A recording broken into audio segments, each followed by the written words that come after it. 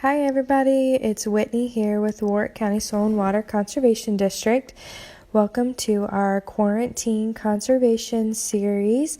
This week's theme was trees, and today's topic is Matchmaking 101 tree style. So our goal is to help you figure out the best kind of tree to meet your goals for your property and hopefully create a match made in heaven.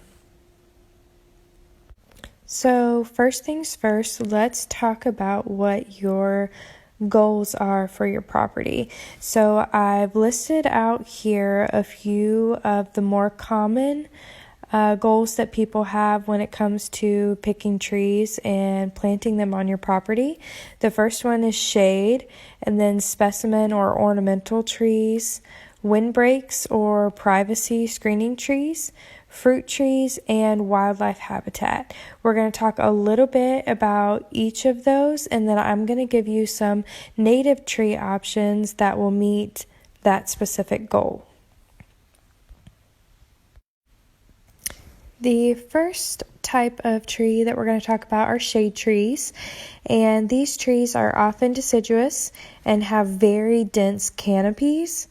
They are tall, and the tops of the trees are usually round or kind of vase shaped, and believe it or not, these trees can actually lower energy bills when used to shade around your home. And how that works is in the summertime, the air will move down through that dense canopy, and it will actually cool the air as it moves down to the base of the tree. And obviously, if it is shading a portion of your house, that is going to keep the sun from directly hitting your home.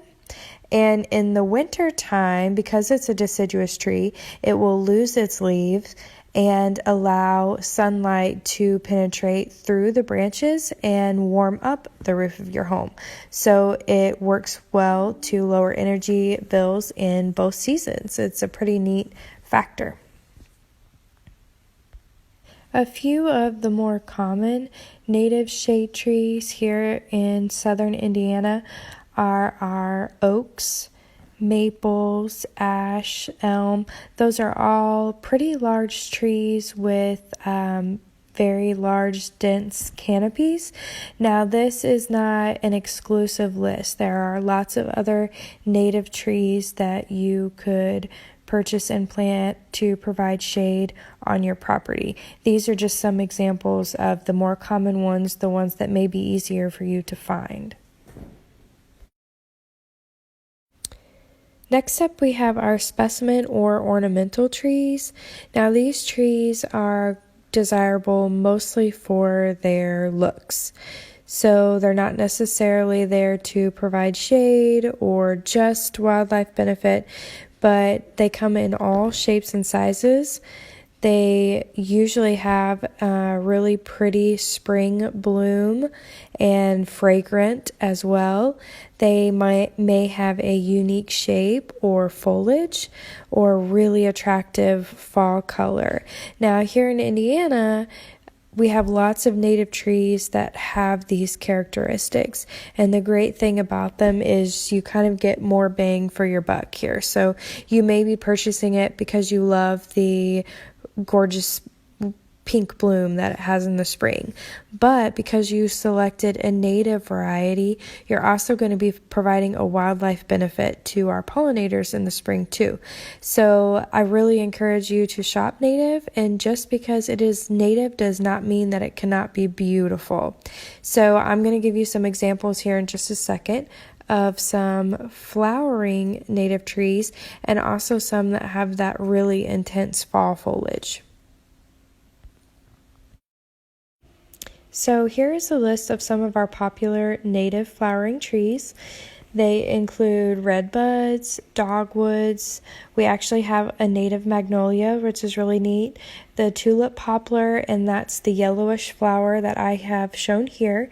And black cherry, which is the whitish flower in the photo next to it. All of these trees are going to have beautiful, fragrant blooms.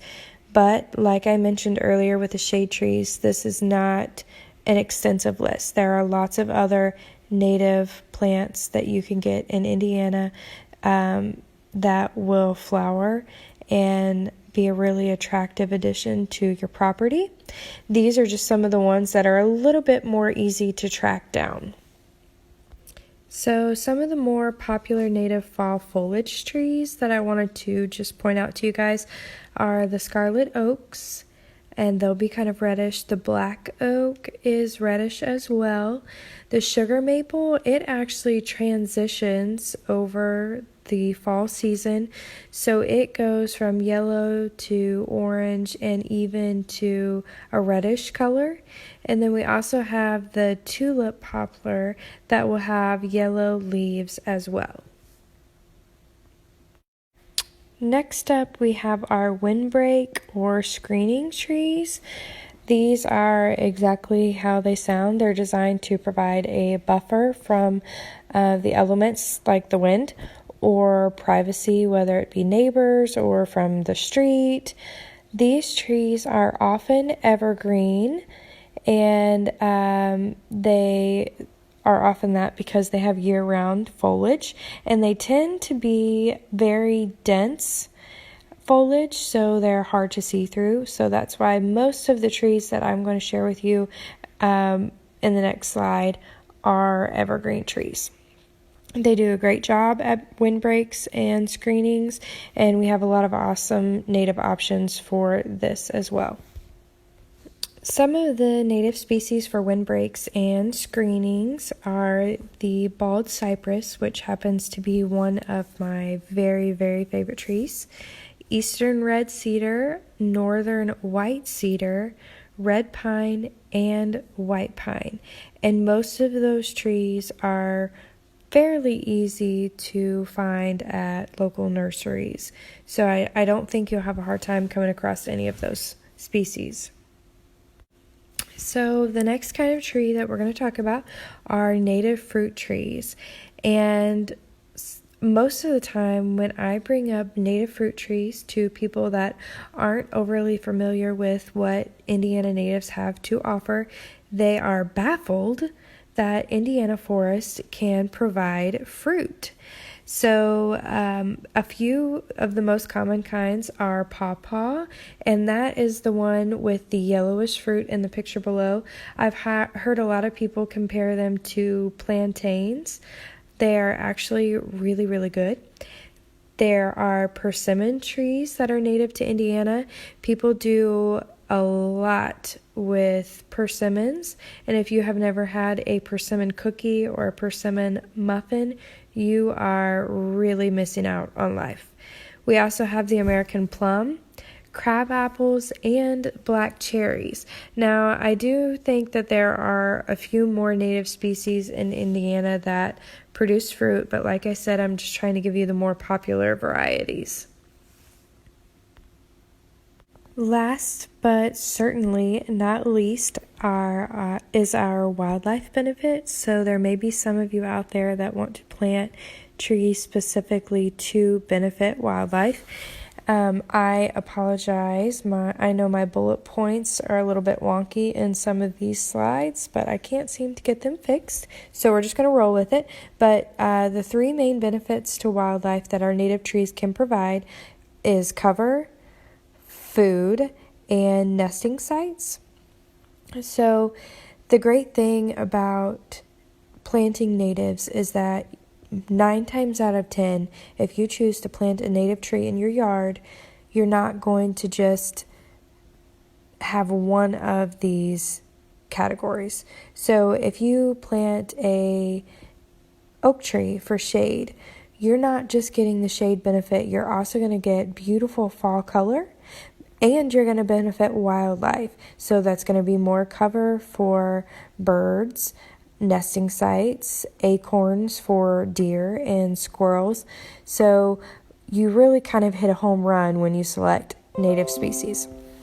So I'm going to share with you a few of the native tree species that will benefit our local wildlife. Some of those species include oaks, hickories. Redbud is a really good nectar source for our pollinators. Ash, maple, hazelnut, and many more species. I think we have around 100-ish native tree species to Indiana, and almost all of those will provide some kind of wildlife benefit, from everything from deer to birds to insects. All of the things that frequent our native spaces will benefit from a native tree. So the last topic that I want to talk to you guys about today is site selection.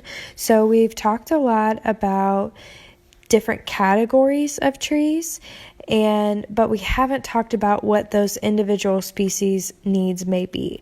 So for example, there are multiple species of maples that will fall under the shade category. However, those individual species have different needs. Some prefer wet soil, some prefer dry soil. So we really need to look at the area that you are planning to plant this tree and make sure that the species you have picked out will thrive in the area that you have planned for it. So here are some things to consider when you're mapping all that out. And the first thing is the light requirement for that tree. So does it need full sun, part sun, shade? What does that space on your property look like, and how much light does it actually get? So dogwoods, for example, a lot of people plant them in full sun, and they will grow there. But if you want them to thrive, they do much better in part sun or even shade. They're an understory tree, and so they're happiest there. You also want to look at whether or not your soil is wet or dry. So some trees, like the cypress, love having wet feet. Others, it may kill them. They may not survive having wet feet, wet roots all the time. You also, and I can't stress this enough, look at the available space that you have. So I think sometimes it's hard for people to go to a nursery and they see a sapling that's not so big and has beautiful leaves and is going to have this gorgeous spring bloom. And they see on the tag that it has a 50-foot canopy, but how can a tree that small become that big? I'm going to plant it where I want it anyway. Well, in reality, they may only have, a 10-foot diameter that they can plant that tree in. And there is nothing they can do that is going to keep that tree from reaching its 50-foot wide canopy mature size. And unfortunately, when that happens, you can have issues with neighbors or getting into power lines, especially in our neighborhood areas. And there's nothing worse than having to cut down a tree that you've spent the last 5 to 10 years watching grow. So just make sure that you're being intentional when you're planning out those spaces, and select a tree that at mature size will still fit in that space. The fourth thing is the grow zone. So fortunately, if you live in Indiana and you are selecting a tree that is native to Indiana, you shouldn't have any issues with the grow zone. Most of the trees kind of thrive throughout the state. There are a few that do better up north. They enjoy the cooler temperatures a little bit more. But for the most part, if it's a native tree to Indiana and you're planting it in our state, you shouldn't have to worry too much about it, but it's always good to check the tag. Lastly, soil type. So some trees prefer a sandier soil. Some trees can't handle the clay very well. So just make sure you kind of think about that element as well. I am going to flash up a picture of a tag on a tree here in just a moment, and we'll talk a little bit about what's on that tag and how to use that information to your benefit when you're picking out trees. So here is an example of a tag on a sugar maple tree from a nursery. And I just want to point out some of the information on there. It might be kind of fuzzy for you guys to see, but it says that this is one of the hardiest and long-lived of all the maples. It has the fall color. It also has alternative names in case you might know it by something else or you're not familiar with the Latin. It also has the height of the tree and the spread. So the spread is going to be the size of the canopy, how wide that tree is going to be. It has the hardiness zone. It also has the light requirements. And this particular nursery is in Wisconsin, so it actually has on there that it is native to Wisconsin, that it attracts wildlife and songbirds. It is a bit of a slow grower, and then it shows the fall color. So these tags are really important when you're tree shopping. Make sure that you read them thoroughly and you know what you're buying and you're sure that it will fit in the space where you plan to plant it. There is nothing worse than paying money for a good quality tree, having it in the wrong spot, and then the tree either not thriving or not making it even to the next growing season. So just make sure that you're looking at that tag when you're tree shopping. So I think we have covered pretty much all the basics of finding the tree that is best fit for you. We wanted to help you figure out how to create that match made in heaven.